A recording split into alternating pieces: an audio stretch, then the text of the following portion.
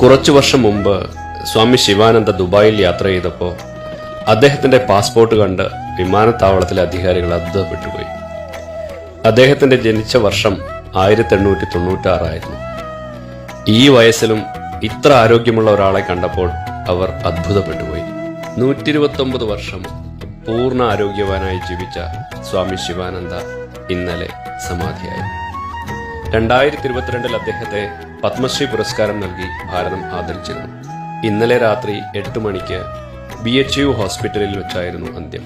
ദുബായിലെ അദ്ദേഹത്തിന്റെ യാത്ര സോഷ്യൽ മീഡിയയിലുമൊക്കെ വാർത്തയാവുകയും ചെയ്തിരുന്നുവെന്ന്. ഈ കഴിഞ്ഞ പ്രയാഗ്രാജ് കുംഭമേളയിലും അദ്ദേഹം സ്നാനം ചെയ്തിരുന്നു. രാവിലെ 3 മണിക്ക് എഴുന്നേൽക്കും, യോഗ ചെയ്യും, പകുതി വേവിച്ച അല്പം പച്ചക്കറികൾ മാത്രം കഴിക്കും. പാൽ, മധുരം, പഴവർഗ്ഗങ്ങൾ തുടങ്ങിയ ഒന്നും അദ്ദേഹം കഴിച്ചിരുന്നില്ല. പഴവർഗ്ഗങ്ങൾ ദരിദ്രന്റെ ഭക്ഷണം അല്ല എന്നായിരുന്നു അദ്ദേഹം പറയാറ്. വർഷങ്ങളായി അദ്ദേഹത്തിന് രോഗങ്ങളില്ല, ഒരു മരുന്നും ഇതുവരെ കഴിച്ചിട്ടുമില്ല. അദ്ദേഹം അനാഥനായിരുന്നു. എന്നാൽ ലോകം മുഴുവൻ അദ്ദേഹത്തിന്റെ ആശയങ്ങളെ, ജീവിത രീതികളെ പിന്തുടരുന്ന നൂറുകണക്കിന് ആളുകളുണ്ട്. 129-ാമത്തെ വയസ്സിൽ സമാധിയായ പൂജ്യസ്വാമി ശിവാനന്ദയ്ക്ക് കോടി കോടി പ്രണാമം. അദ്ദേഹത്തിന്റെ ഭൗതിക ദേഹം നാളെ വാരണാസിയിലെ ഹരിശ്ചന്ദ്ര ഘാട്ടിൽ ദഹിപ്പിക്കും.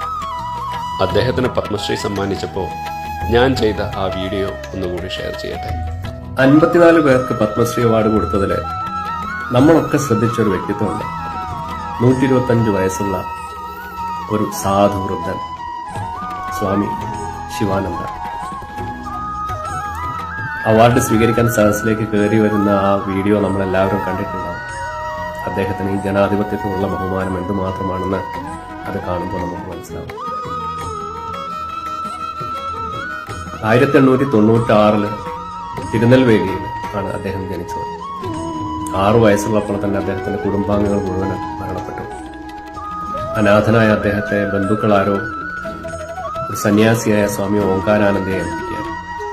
പിന്നെ അദ്ദേഹം വളർന്നതൊക്കെ ബംഗാളിൽ. സ്കൂൾ വിദ്യാഭ്യാസം അദ്ദേഹത്തിന് കിട്ടിയില്ല. എന്നാൽ ആധ്യാത്മിക വിഷയങ്ങൾ അദ്ദേഹം പണ്ഡിതനായി മാറി. 296 പുസ്തകങ്ങളാണ് അദ്ദേഹം എഴുതിയത്. യോഗയിലെ സാധാരണ ആസനങ്ങൾ മുതൽ ആധ്യാത്മികതയുടെ ഏറ്റവും ഉന്നതിയിൽ നിൽക്കുന്ന ഫിലോസഫി വരെ അദ്ദേഹം പുസ്തകങ്ങൾ എഴുതിയിട്ടുണ്ട്.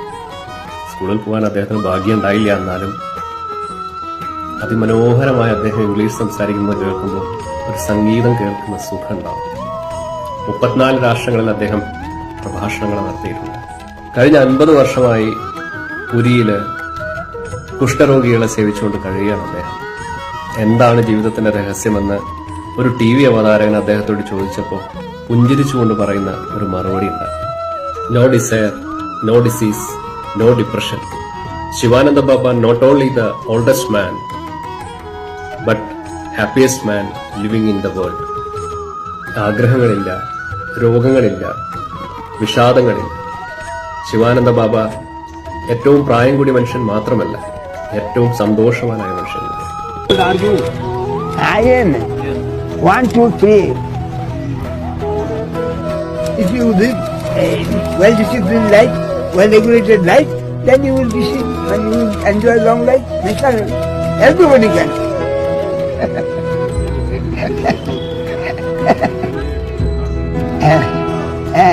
No desire now. No desire. No disease. No depression. ദരിദ്രനായ, അനാഥനായ, ഔപചാരിക വിദ്യാഭ്യാസം ലഭിക്കാത്ത, ഭാരതത്തിന്റെ പരമോന്നത ആദരവ് ഏറ്റുവാങ്ങിയ ആ മഹാത്മാവ് ഭാരതത്തിന് മാത്രമല്ല ലോകത്തിന് തന്നെ മാതൃകയാണ്, നമ്മൾക്കൊക്കെ വഴികാട്ടിയാണ്.